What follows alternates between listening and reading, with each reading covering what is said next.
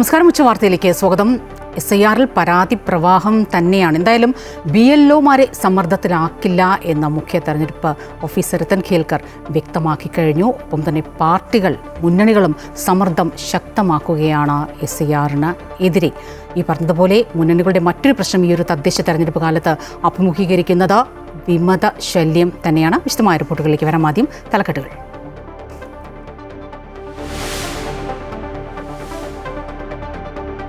തീവ്ര വോട്ടർ പട്ടിക പരിഷ്കരണത്തിന്റെ പുരോഗതി വിലയിരുത്താൻ മുഖ്യ തെരഞ്ഞെടുപ്പ് ഓഫീസർ വിളിച്ച യോഗത്തിൽ പരാതി പ്രവാഹം. വിമർശനമുന്നയിച്ച് രാഷ്ട്രീയ പാർട്ടികൾ BLO-മാരെ സമ്മർദ്ദത്തിലാക്കാൻ ഉദ്ദേശിക്കുന്നില്ലെന്ന് തെരഞ്ഞെടുപ്പ് ഓഫീസർ. പരിശീലനത്തിന്റെ കുറവുണ്ടെങ്കിൽ പരിഹരിക്കുമെന്നും രത്തൻ ഖേൽക്കർ.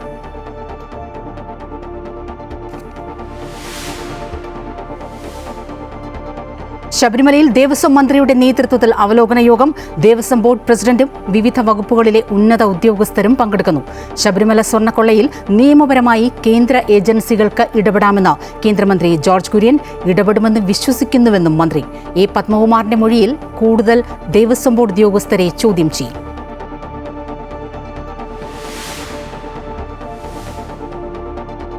തദ്ദേശ തെരഞ്ഞെടുപ്പിൽ പ്രചാരണം ശക്തമാക്കി സ്ഥാനാർത്ഥികൾ. കോൺഗ്രസ് നേതൃത്വത്തിനെതിരെ വിമർശനവുമായി യൂത്ത് കോൺഗ്രസ് സംസ്ഥാന ജനറൽ സെക്രട്ടറി. അടികൊണ്ടവർക്കും ജയിലിൽ കിടന്നവർക്കും സീറ്റില്ലെന്നും വോട്ടില്ലാത്തവർക്ക് വീട്ടിൽ പോയി ഷോൾ അണിയിച്ച് സ്ഥാനാർത്ഥിത്വം കൊടുക്കുന്നുവെന്നും VP ദുൽഖിഫിൽ. പലയിടത്തും മുന്നണികൾക്ക് തലവേദനയായി വിമതർ. നാമനിർദ്ദേശ പത്രികകളുടെ സൂക്ഷ്മ പരിശോധന തുടരുന്നു.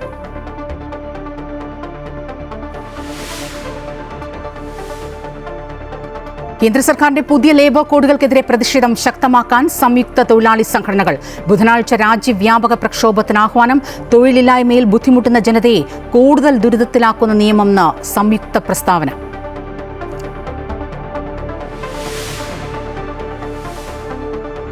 ജോഹന്നാസ്ബർഗിലെ G20 ഉച്ചകോടിയിൽ പ്രധാനമന്ത്രി നരേന്ദ്രമോദി ഇന്ന് സംസാരിക്കും. വ്യാപാര രംഗത്തെ അതീവ തീരുവയുൾപ്പെടെയുള്ള നിയന്ത്രണങ്ങൾക്കെതിരായ ഇന്ത്യയുടെ നിലപാട് വ്യക്തമാക്കും. നാളെ IBSA ഉച്ചകോടിയിലും മോദി പങ്കെടുക്കും.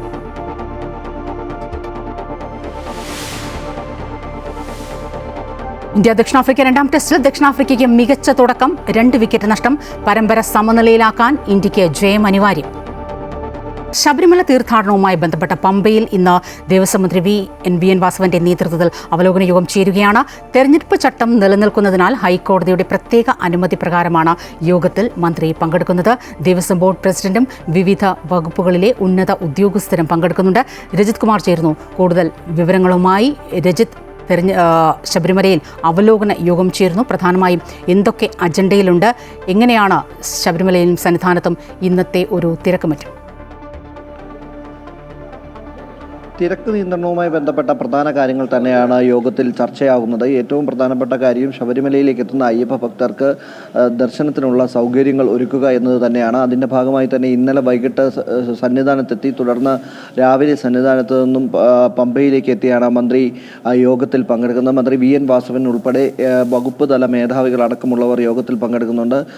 പ്രസിഡന്റ് ഉൾപ്പെടെയുള്ളവർ യോഗത്തിൽ പങ്കെടുക്കുന്നുണ്ട്. യോഗം ഇപ്പോഴും തുടരുകയാണ്. പ്രധാനമായും ശബരിമല തീർത്ഥാടനം ആരംഭിക്കുന്നതിന് മുമ്പ് നടക്കേണ്ടിയിരുന്ന യോഗമാണ് ഒരുപക്ഷെ തീർത്ഥാടനം ആരംഭിച്ച് 5 ദിവസം പിന്നിട്ടതിന് ശേഷം പമ്പയിൽ ചേരുന്നത് എന്നത് വേറെ ശ്രദ്ധേയമാണ്. തെരഞ്ഞെടുപ്പ് പെരുമാറ്റച്ചട്ടം നിലനിൽക്കുന്നതിൻ്റെ ഭാഗമായി തന്നെ ഹൈക്കോടതിയുടെ പ്രത്യേക അനുമതിയോട് കൂടിയാണ് യോഗം ചേരുന്നത്. അതുകൊണ്ട് തന്നെ മന്ത്രി ഇക്കാര്യത്തിൽ കൂടുതൽ വിശദീകരണങ്ങളൊന്നും തന്നെ നടത്താൻ സാധ്യതയില്ല. നിലവിൽ യോഗം ചേർന്നതിന് ശേഷം വേണ്ട നിർദ്ദേശങ്ങൾ മന്ത്രി വകുപ്പ് മേധാവികൾക്കും ഉദ്യോഗസ്ഥർക്കും അടക്കം നൽകുകയും ചെയ്യും.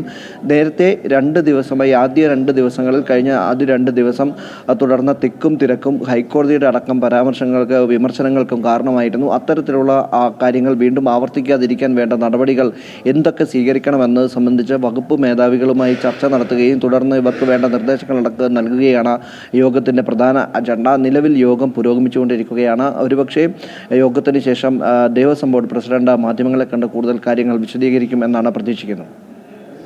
രജിതാണ് വിവരങ്ങളുമായി ചേർന്നത്. ശബരിമല തീർത്ഥാടനവുമായി ബന്ധപ്പെട്ട പമ്പയിൽ ദേവസ്വം മന്ത്രി VN വാസവന്റെ നേതൃത്വത്തിൽ അവലോകന യോഗം തുടരുകയാണ്. അതിനിടെ ശബരിമല സ്വർണ്ണക്കൊള്ള കേസിൽ ഇന്നിപ്പോൾ കേന്ദ്രമന്ത്രി ജോർജ് കുര്യന്റെ ഒരു പ്രതികരണം വന്നിട്ടുണ്ട്.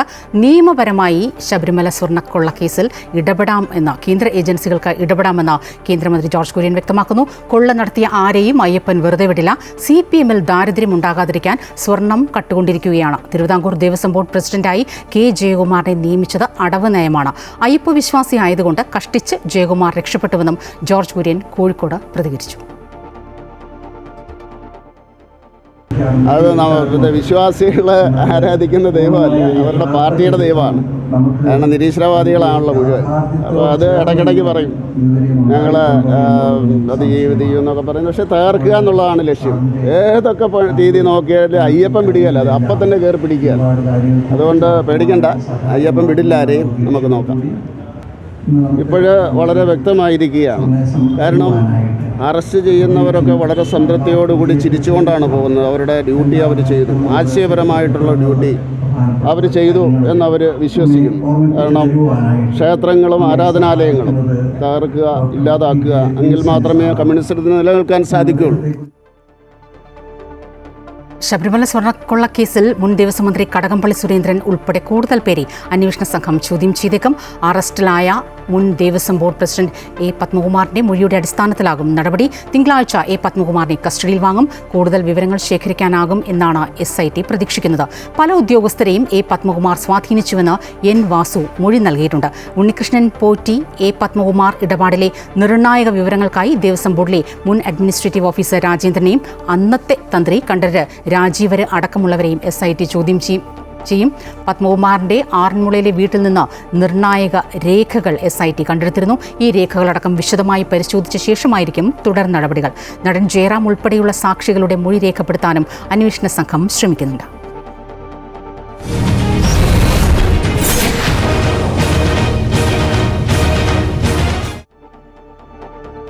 തീവ്ര വോട്ടർ പട്ടിക പരിഷ്കരണത്തിന്റെ പുരോഗതി വിലയിരുത്താൻ മുഖ്യ തെരഞ്ഞെടുപ്പ് ഓഫീസർ വിളിച്ച യോഗത്തിൽ പരാതി പ്രവാഹം.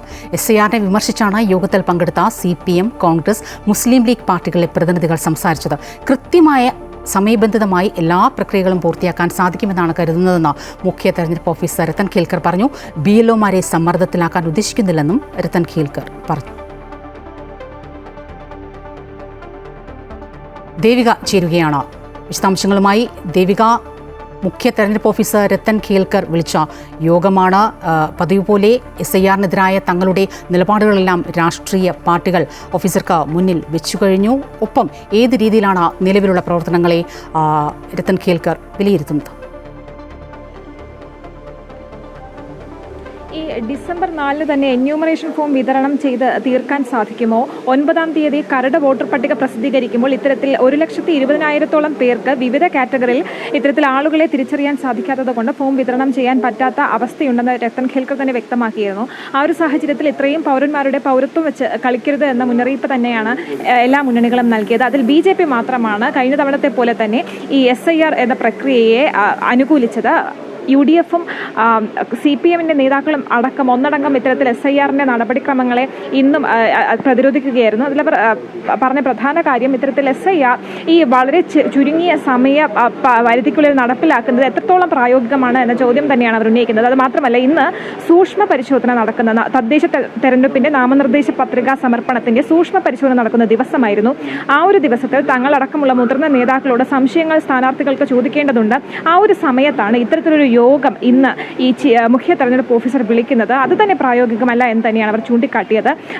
എന്നാൽ രത്തൻ ഖേൽക്കർ വ്യക്തമാക്കിയത് എല്ലാ ശനിയാഴ്ചകളിലും രാവിലെ 11 മണിക്കാണ് ഇത്തരത്തിൽ യോഗം ചേരുന്നത്.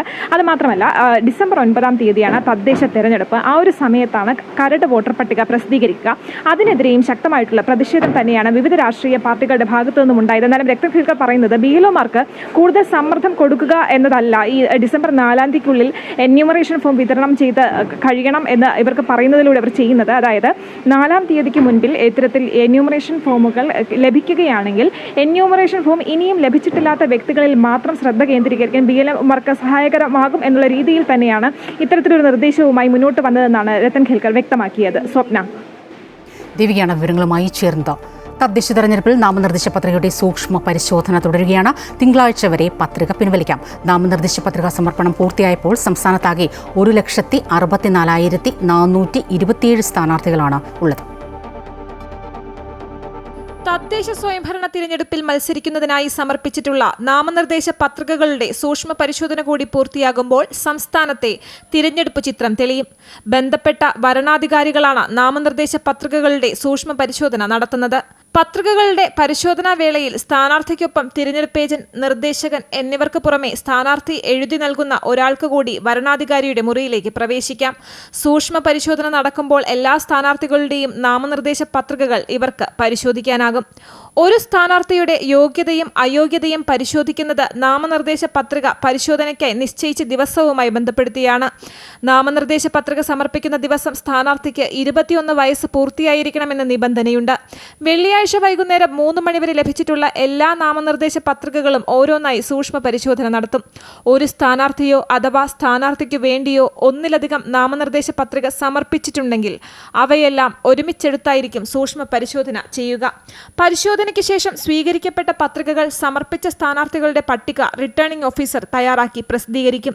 നാമനിർദ്ദേശ പത്രികാ സമർപ്പണം പൂർത്തിയായപ്പോൾ തദ്ദേശ തെരഞ്ഞെടുപ്പിൽ ഏറ്റവും കൂടുതൽ സ്ഥാനാർത്ഥികൾ സ്ത്രീകളാണ്. ആകെ 87,201 സ്ത്രീകളും 77,223 പുരുഷന്മാരുമാണ് മത്സരിക്കുന്നത്.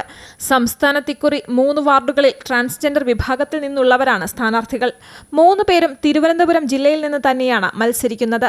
19,959 പേർ മത്സരിക്കുന്ന മലപ്പുറത്ത് ഏറ്റവും കൂടുതൽ സ്ഥാനാർത്ഥികളും വയനാട് ഏറ്റവും കുറവ് സ്ഥാനാർത്ഥികളുമാണുള്ളത്. തിങ്കളാഴ്ച വരെ പത്രിക പിൻവലിക്കാം. അമൃത ന്യൂസ്, തിരുവനന്തപുരം.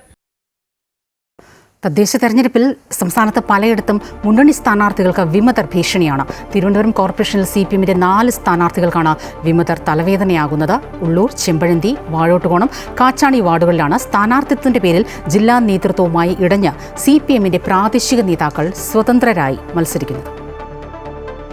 തദ്ദേശ തെരഞ്ഞെടുപ്പല്ലേ, മത്സരരംഗത്ത് വിമതർ ഉണ്ടാകുക സ്വാഭാവികമാണല്ലോ. അതിന് വലിയ പ്രാധാന്യമൊന്നും നൽകേണ്ടതില്ല. ഈ രീതിയിലാണ് വിമതശല്യത്തെക്കുറിച്ചുള്ള നേതാക്കളുടെ പ്രതികരണമെങ്കിലും പലയിടത്തും ഔദ്യോഗിക സ്ഥാനാർത്ഥികൾക്ക് കടുത്ത ഭീഷണിയാണ് ഇക്കൂട്ടർ. വീറും വാശിയുമേറിയ പോരാട്ടം നടക്കുന്ന തിരുവനന്തപുരം കോർപ്പറേഷനിൽ CPMന് 4 വാർഡുകളിലാണ് വിമതരുള്ളത്. ചെമ്പഴന്തി വാർഡിൽ CPMന്റെ LC അംഗമായിരുന്ന ആനി അശോകൻ സ്വതന്ത്രയായി മത്സരിക്കുന്നു. മുൻമന്ത്രി കടകംപള്ളി സുരേന്ദ്രനെതിരെ BJP RSS ഡീൽ ആരോപിച്ച് രംഗത്ത് വന്നാണ് ആനി അശോകൻ വിമതയായി മത്സരിക്കുന്നത്. LDFന്റെ സിറ്റിംഗ് വാർഡായ ഉള്ളൂരിലാണ് മറ്റൊരു വിമത ഭീഷണി പാർട്ടി നേരിടുന്നത്. ദേശാഭിമാനി മുൻ ബ്യൂറോ ചീഫായ K. ശ്രീകണ്ഠൻ ഇവിടെ സ്വതന്ത്രനായി മത്സരിക്കുന്നു. K. ശ്രീകണ്ഠനും കടകംപള്ളി സുരേന്ദ്രനെതിരെ രൂക്ഷ വിമർശനമുയർത്തിയാണ് രംഗത്ത് വന്നത്. മറ്റൊരു ഭീഷണി CPM നേരിടുന്നത് കാച്ചാണി വാർഡിലാണ്. ഇതുവരെ LDF മാത്രം വിജയിച്ചിട്ടുള്ള CPMന്റെ ശക്തികേന്ദ്രമായ കാച്ചാണിയിൽ മുൻ പഞ്ചായത്ത് അംഗം നെട്ടയം സതീഷ് കുമാറാണ് സ്വതന്ത്രനായി മത്സരിക്കുന്നത്. എന്നാൽ CPMന് കടുത്ത ഭീഷണി നേരിടുന്ന വാർഡാണ് വാഴോട്ടുകോണം. ഇവിടെ പഞ്ചായത്ത് മുൻ വൈസ് പ്രസിഡന്റും ലോക്കൽ കമ്മിറ്റി അംഗവുമായ KV മോഹനാണ് സ്വതന്ത്രനായി മത്സരിക്കുന്നത്. മറ്റു 3 വിമത സ്ഥാനാർത്ഥികളെയും പാർട്ടി പുറത്താക്കിയെങ്കിലും വാഴോട്ടുകോണത്ത് മത്സരിക്കുന്ന KV മോഹനെതിരെ ഇതുവരെയും CPM നടപടിയെടുത്തിട്ടില്ല. അമൃത ന്യൂസ്, തിരുവനന്തപുരം. കോൺഗ്രസ് നേതൃത്വത്തിനെതിരെ വിമർശനവുമായി യൂത്ത് കോൺഗ്രസ് സംസ്ഥാന ജനറൽ സെക്രട്ടറി VP ദുൽഖിഫിൽ. അടികൊണ്ടവർക്കും ജയിലിൽ കിടന്നവർക്കും സീറ്റില്ലെന്നും വോട്ടില്ലാത്തവർക്ക് വീട്ടിൽ പോയി ഷോൾ അണിയിച്ച് സ്ഥാനാർത്ഥിത്വം കൊടുക്കാൻ ശ്രമിക്കുന്നുവെന്നുമാണ് വിമർശനം. മുഖത്ത് നോക്കി അഭിപ്രായങ്ങൾ പറഞ്ഞാൽ എന്ത് വില കൊടുത്തും അവനെ അവസാനിപ്പിക്കുമെന്നും ദുൽഖിഫിൽ ഫേസ്ബുക്ക് പോസ്റ്റിൽ കുറിച്ചിട്ടുണ്ട്. വോട്ടർ പട്ടികയിൽ പേരില്ലാത്ത ആളെ പിടിച്ച് സ്ഥാനാർത്ഥിയാക്കിയപ്പോൾ എന്ത് പക്വതയാണ് കാണിച്ചത്. സ്കൂൾ തെരഞ്ഞെടുപ്പിൽ KSU പ്രവർത്തകർ ഇതിനേക്കാൾ ജാഗ്രത കാണിക്കുമെന്നും പോസ്റ്റിൽ പറയുന്നുണ്ട്. നാമനിർദ്ദേശ പത്രികാ സമർപ്പണം കഴിഞ്ഞിട്ടും ഇടുക്കി കട്ടപ്പന നഗരസഭയിൽ കോൺഗ്രസിലെ പ്രശ്നങ്ങൾ അവസാനിച്ചില്ല. പല വാർഡുകളിലും വിമതർ മത്സരത്തിനൊരുങ്ങുകയാണ്. AI ഗ്രൂപ്പുകൾ സീറ്റുകൾ വീതം വെച്ചപ്പോൾ തങ്ങളെ അവഗണിച്ചുവെന്നാണ് KC വേണുഗോപാൽ പക്ഷത്തിന്റെ ആരോപണം. ഇടുക്കിയിൽ കോൺഗ്രസിന്റെ കുത്തകയാണ് കട്ടപ്പന നഗരസഭ. കഴിഞ്ഞ തവണ ഒറ്റയ്ക്ക് ഭരിക്കാനുള്ള ഭൂരിപക്ഷം കോൺഗ്രസിന് ലഭിച്ചിരുന്നു. എന്നാൽ ഇത്തവണ തമ്മിലടി മൂലം സ്ഥാനാർത്ഥി നിർണയം ഏറെ വൈകി. നാമനിർദ്ദേശ പത്രികാ സമർപ്പണം കഴിഞ്ഞപ്പോൾ പല വാർഡുകളിലും വിമതന്മാർ രംഗത്തുണ്ട്. കോൺഗ്രസിലെ മുതിർന്ന നേതാക്കളായ EM ആഗസ്തിയും ജോയി വെട്ടിക്കുഴിയും ഇത്തവണ മത്സരിക്കുന്നു. AI ഗ്രൂപ്പുകൾ സീറ്റുകൾ വീതം വെച്ചപ്പോൾ തങ്ങളെ അവഗണിച്ചതായാണ് KC വേണുഗോപാൽ പക്ഷത്തിന്റെ ആരോപണം.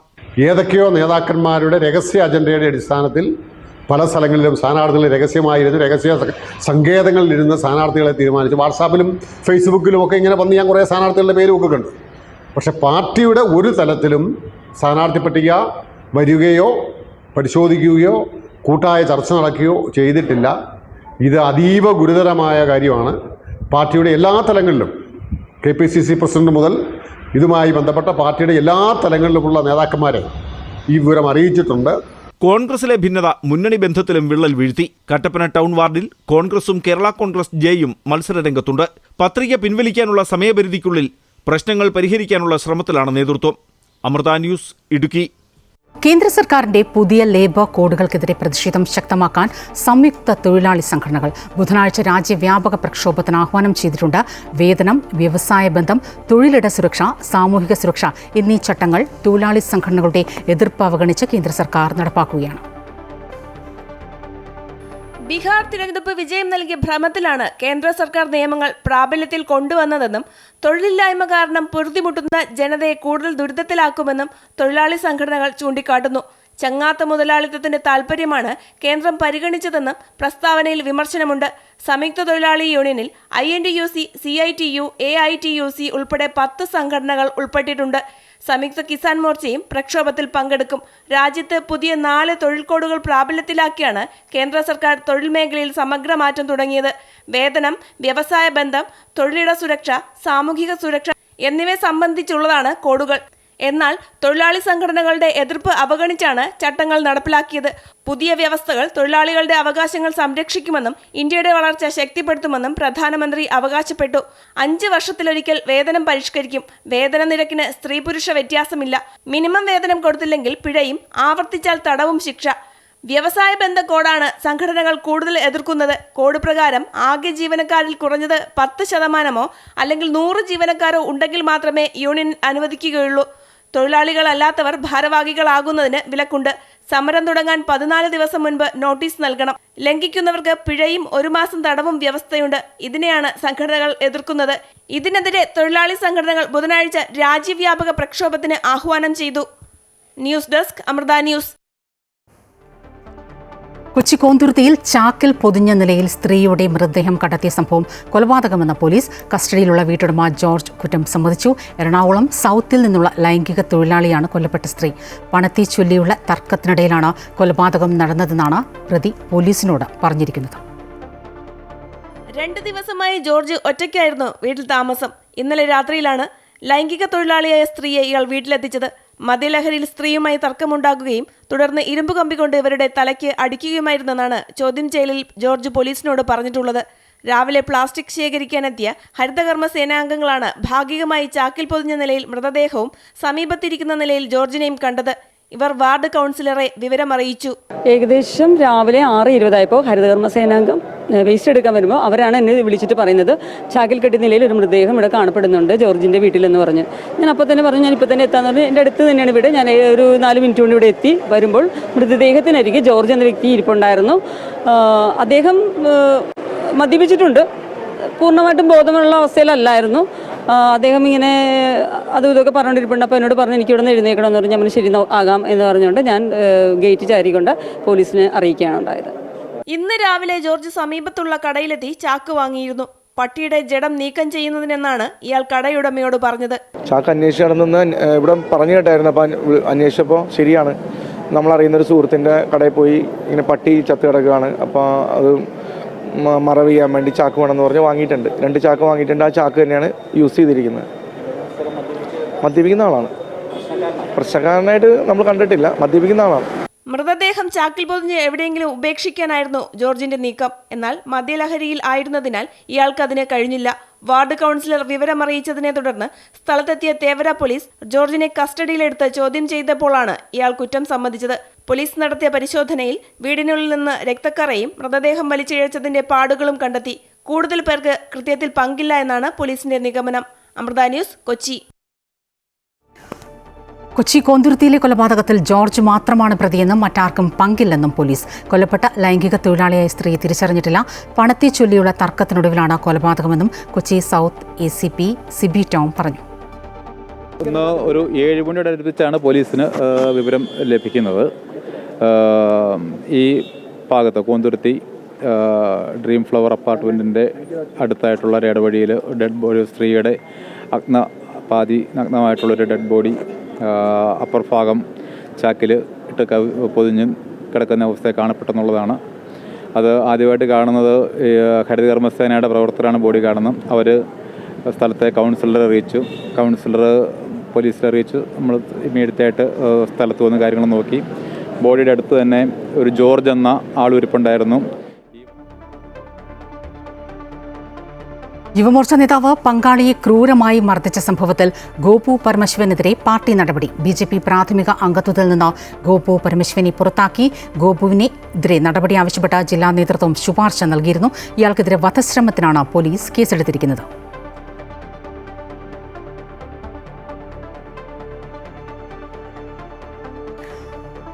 മലങ്കര കത്തോലിക്ക സഭയിൽ പുതിയ മെത്രാൻമാരുടെ സ്ഥാനാരോഹണ ചടങ്ങ് നടന്നു. Monsignor doctor Yuhanon Kuttiyil, monsignor doctor Kuriakose Thadathil എന്നിവരാണ് പദവിയിലേക്ക് അഭിഷിക്തരാക്കപ്പെട്ടത്. Thiruvananthapuram Pattom saint Mary's cathedral ദേവാലയത്തിൽ നടന്ന ചടങ്ങിന് കർദിനാൾ ക്ലീമീസ് കാത്തോലിക്ക ബാവ മുഖ്യ കാർമ്മികത്വം വഹിച്ചു. CPM സംസ്ഥാന സെക്രട്ടറി MV ഗോവിന്ദൻ ചടങ്ങിൽ പങ്കെടുത്തു. ദക്ഷിണാഫ്രിക്കയിലെ ജോഹനാസ്ബർഗിൽ നടക്കുന്ന G20 ഉച്ചകോടിയിൽ പ്രധാനമന്ത്രി നരേന്ദ്രമോദി ഇന്ന് സംസാരിക്കും. വ്യാപാര രംഗത്ത് അധിക തീരുവടക്കമുള്ള നിയന്ത്രണങ്ങൾക്കെതിരായ ഇന്ത്യയുടെ നിലപാട് മോദി വ്യക്തമാക്കും. ഭീകരവാദത്തിനെതിരെ ഇരട്ടത്താപ്പ് പാടില്ല എന്ന നയവും മോദി ആവർത്തിക്കും. നാളെ ഇന്ത്യ ബ്രസീൽ ദക്ഷിണാഫ്രിക്ക കൂട്ടായ്മയായ ഇപ്സ ഉച്ചകോടിയിലും പ്രധാനമന്ത്രി പങ്കെടുക്കും. G20 ഉച്ചകോടിയിൽ നിന്ന് വിട്ടുനിൽക്കുന്ന US പ്രസിഡന്റ് ഡൊണാൾഡ് ട്രംപിന്റെ അഭാവത്തിൽ സംയുക്ത പ്രഖ്യാപനം ഉച്ചകോടി അംഗീകരിക്കാനാണ് സാധ്യത. ന്യൂയോർക്കിന്റെ നിയുക്ത മേയർ സൊഹ്റാൻ മന്ദാനിക്ക് അമേരിക്കൻ പ്രസിഡന്റ് ഡൊണാൾഡ് ട്രംപിന്റെ പ്രശംസ. മന്ദാനി നല്ലൊരു മേയർ ആയിരിക്കുമെന്നാണ് പ്രതീക്ഷയെന്ന് വൈറ്റ് ഹൌസിലെ കൂടിക്കാഴ്ചയിൽ ട്രംപ് പ്രതികരിച്ചു. രാഷ്ട്രീയ അഭിപ്രായ വ്യത്യാസങ്ങൾക്കിടയിലും വൈറ്റ് ഹൌസിലെ ഓവൽ ഓഫീസിൽ നടന്ന ട്രംപ് മന്ദാനി കൂടിക്കാഴ്ച ഏവരെയും അമ്പരപ്പിച്ചു.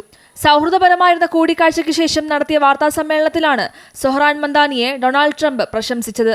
ശക്തരായ എതിരാളികളെ പരാജയപ്പെടുത്തിയാണ് മംദാനി തിരഞ്ഞെടുക്കപ്പെട്ടതെന്നും മംദാനിയുടെ പ്രവർത്തനങ്ങൾ ചില യാഥാസ്ഥികരെ പോലും അത്ഭുതപ്പെടുത്തിയേക്കാമെന്നും ട്രംപ് പറഞ്ഞു. മംദാനിയുടെ നേതൃത്വത്തിൽ ന്യൂയോർക്ക് സിറ്റിയിൽ കഴിയുന്നത് തനിക്ക് വളരെ സുഖകരമായ അനുഭവമായിരിക്കും. ഞങ്ങൾ തമ്മിൽ ഒരു പൊതുവായ കാര്യമുണ്ട്.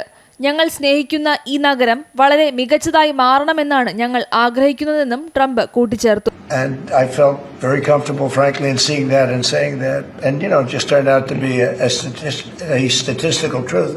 But, no, I feel very comfortable. I would feel very, very comfortable being in New York, and I think much more so after the meeting. Yes, please.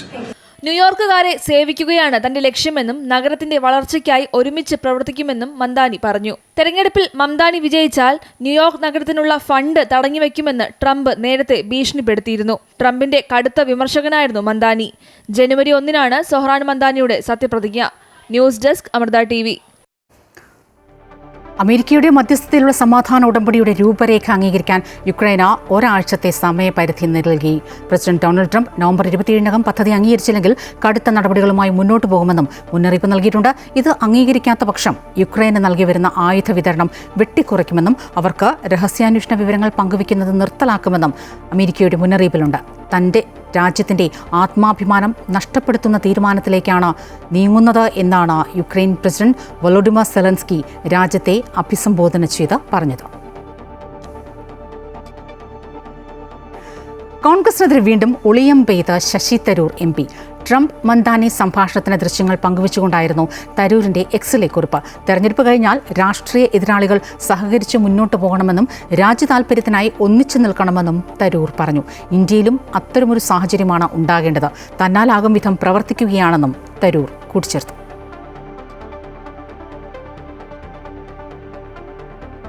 ആയുധക്കടത്തുമായി ബന്ധപ്പെട്ട ഡൽഹിയിൽ 4 പേരെ പോലീസ് അറസ്റ്റ് ചെയ്തു. പിടിയിലായവർക്ക് ISISുമായി ബന്ധമുണ്ടെന്നും അന്താരാഷ്ട്ര ആയുധക്കടത്തുമായാണ് ഇവർക്ക് ബന്ധമെന്നും പോലീസ് സ്ഥിരീകരിച്ചിട്ടുണ്ട്. പിടിയിലായവരിൽ 2 പേർ പഞ്ചാബുകാരാണ്. തുർക്കിയിൽ നിന്നും ചൈനയിൽ നിന്നും പാകിസ്ഥാനിലേക്കും പിന്നീട് ഡ്രോൺ വഴി പഞ്ചാബിലേക്കും കടത്തുകയാണ് ലക്ഷ്യം. പഞ്ചാബിലെത്തിക്കുന്ന ആയുധങ്ങൾ ഡൽഹിയിലേക്ക് കടത്താനായിരുന്നു നീക്കം. പിടിയിലായവരിൽ നിന്നും നിരവധി ആയുധങ്ങളും കണ്ടെടുത്തിട്ടുണ്ട്. കേരള ഫിനാൻഷ്യൽ കോർപ്പറേഷനുമായി ബന്ധപ്പെട്ട ഒരു വിഷയത്തിലാണ് ED പരിശോധന നടത്തിയതെന്ന് PV അൻവർ. MLA ആകുന്നതിന് മുൻപെടുത്ത ലോണുമായി ബന്ധപ്പെട്ട പ്രശ്നമാണ്. എടുത്ത ലോൺ തുകയേക്കാൾ കൂടുതൽ പണം ഉപയോഗിച്ച് നിർമ്മാണം നടത്തിയെന്ന സംശയത്തെ തുടർന്നായിരുന്നു പരിശോധന. ഒരേ വസ്തു വെച്ച് 2 ലോൺ എടുത്തു എന്ന് പറയുന്നത് തെറ്റിദ്ധരിപ്പിക്കുന്നതാണ്. എല്ലാവർക്കും വൺ ടൈം സെറ്റിൽമെന്റ് നൽകുന്ന KFC തനിക്ക് മാത്രം അവസരം അനുവദിക്കാത്തത് രാഷ്ട്രീയ കാരണങ്ങൾ കൊണ്ടാകുമെന്നും അൻവർ പറഞ്ഞു. പക്ഷേ സാഹചര്യങ്ങൾ മോശമായതിൻ്റെ അടിസ്ഥാനത്തിൽ കഴിഞ്ഞ 2-3 വർഷമായിട്ട് റീപേയ്മെൻ്റ് ഒന്നും നടന്നിരുന്നില്ല. എടുത്ത ലോണിനേക്കാളും കൺസ്ട്രക്ഷൻ അവിടെ നടക്കുകയും ഏകദേശം 6 കോടി രൂപ അടയ്ക്കുകയും ചെയ്ത സ്ഥിതിക്ക് നമ്മളൊരു കള്ളത്തരത്തിൽ ലോൺ എടുത്തു എന്ന രീതിയിലുള്ള പരാതിയുടെ അടിസ്ഥാനത്തിലാണ് ED ഇത്തരത്തിലുള്ളൊരു അന്വേഷണം നടത്തിയിട്ടുള്ളത്. ഇന്ത്യക്കെതിരായ രണ്ടാം ടെസ്റ്റിൽ ടോസ് നേടി ബാറ്റ് ചെയ്യുന്ന ദക്ഷിണാഫ്രിക്കയെ മികച്ച തുടക്കക്കാരെ നഷ്ടമായിട്ടുണ്ട്. ദക്ഷിണാഫ്രിക്ക 2 വിക്കറ്റ് നഷ്ടത്തിൽ 150 റൺസ് കടന്നിട്ടുണ്ട്. ഗുവാഹത്തിയിലെ ബർസ്പറ സ്റ്റേഡിയത്തിലാണ് മത്സരം നടക്കുന്നത്. മത്സരം ജയിച്ച് പരമ്പരയിൽ സമനില പിടിക്കുക എന്നതാണ് ഇന്ത്യയുടെ ലക്ഷ്യം. വൈസ് ക്യാപ്റ്റൻ ഋഷഭ് പന്താണ് ഇന്ത്യയെ നയിക്കുന്നത്. കൊൽക്കത്തയിലെ ഈഡൻ ഗാർഡൻസിൽ നടന്ന ആദ്യ ടെസ്റ്റിൽ 30 റൺസിന് ഇന്ത്യ ദക്ഷിണാഫ്രിക്കയോട് തോറ്റിരുന്നു. 2 മത്സരങ്ങളാണ് പരമ്പരയിൽ ഉള്ളത്.